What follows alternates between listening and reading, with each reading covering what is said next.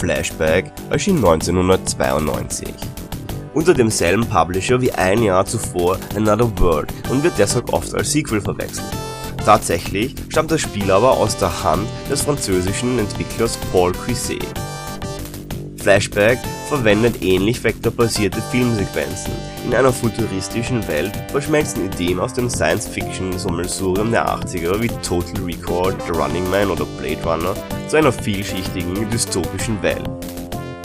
Der große Unterschied zu Another World ist der deutlich größere Fokus auf Gameplay.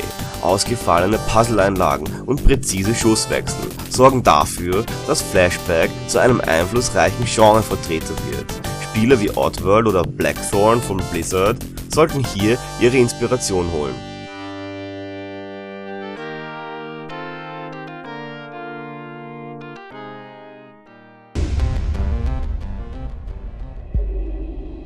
Ein Sequel, das uns dankenswerterweise erspart blieb, ist Flashback Legends, 2003 für den Game Boy Advance entwickelt und nur als Prototyp verfügbar, da der Entwickler Delphin Software bankrott ging. Die detaillierten Landschaften des Originals weichen einer generischen Cartoon-Optik. Das öde Gameplay ist natürlich in dieser frühen Version nicht wirklich zu bewerten. Weniger entschuldbar ist das Flashback Remake, das 2013 herauskam. Die Stimmung des Originals, die auf dem Prinzip Show Don't Tell basiert, geht bei dieser Inszenierung komplett verloren. Der zusammengewürfelte Plot, der sich mit Sprachausgabe und modernem 3D-Look viel zu ernst nimmt, wirkt aus dieser Perspektive schlichtweg absurd und das Gameplay selbst verliert die Präzision, die das Original definiert hat.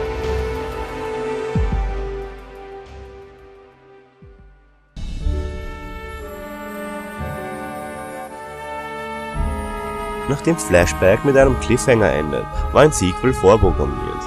Die Entwicklung von Fade to Black fällt 1995 in eine besonders verwirrte Periode der Spieleindustrie.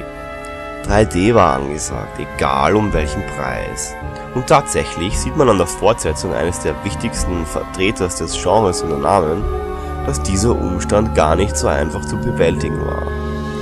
Plattforming-Einlagen gehörten der Vergangenheit an. Tatsächlich gelang es den Entwicklern kaum, einfaches Zielen und Schießen unterhaltsam zu gestalten. Mit der erhabenen Präzision der 2D-Spiele hatte Fade to Black nichts mehr zu tun. Und auch kreativ findet sich hier einer der einfallslosesten Sci-Fi-Aufgüsse überhaupt.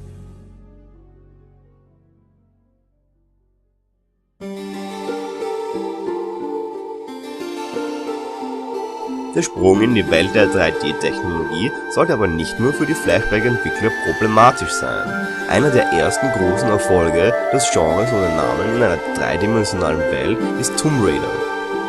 Tatsächlich sind hier alle Zutaten, die unser Genre auszeichnet, vorhanden. Stimmungsvolle Isolation und präzise Plattforming-Einlagen prägen das Erlebnis, auch wenn der Erfolg wohl eher auf die sekundären Geschlechtsmerkmale der weiblichen Protagonistin zurückzuführen ist. Aus heutiger Sicht führt die klobige Spielbarkeit von Tomb Raider ganz klar vor Augen, dass ein Sprung zu 3D bedeutet, dass viel vom Reiz des Genres ohne Namen verloren geht. Im dreidimensionalen Raum ist dieselbe Präzision, die von zweidimensionalen Spielen abverlangt wird, um ein Vielfaches komplexer.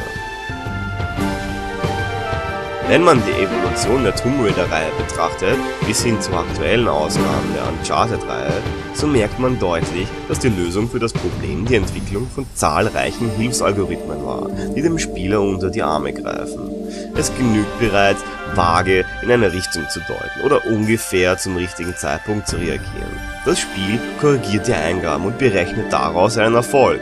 Die Präzision, die bereits seit den Anfängen von Prince of Persia so befriedigend war, geht verloren.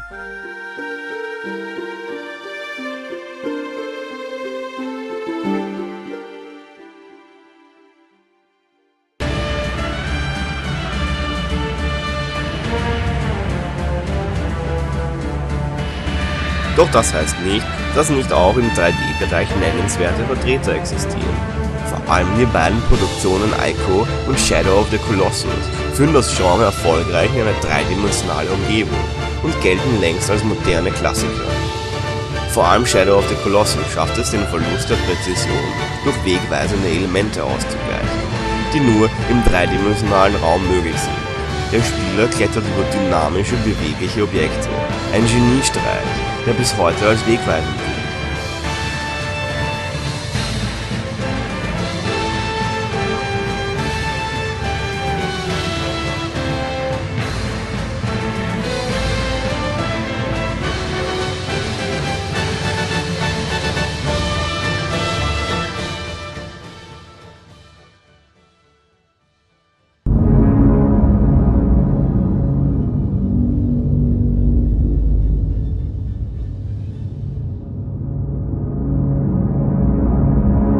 Aber auch der 2D-Bereich erfreut sich dank der blühenden Indie-Industrie bester Gesundheit.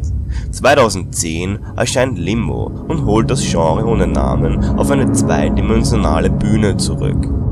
Vielleicht sogar ein Genre-Höhepunkt, schafft es das Spiel mit unterhaltsamen Puzzles und einer beunruhigenden Stimmung, den Spieler wie eh und je zu fesseln, und erinnert mit seinem lustvollen Fetisch für grausame Todesinszenierungen stark an die Kreationen des Another World Autors.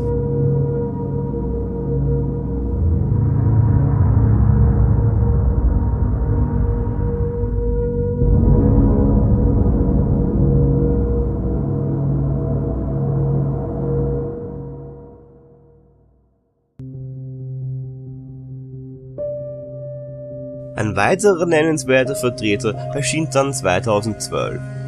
Deadlight bedient sich der beliebten Zombie-Thematik und schafft wie schon vor Jahrzehnten Flashback ein dichtes Ambiente und erinnert mit seinem präzisen Gameplay an die Highlights, die das Genre ohne Namen vor so langer Zeit definierten. Deadlight ist ein weiterer Beweis, dass Spiele dieser Machart auch heute noch ihre Daseinsberechtigung haben. Und so ist das letzte Kapitel dieser langen Reihe an Projekten sicherlich noch nicht geschrieben.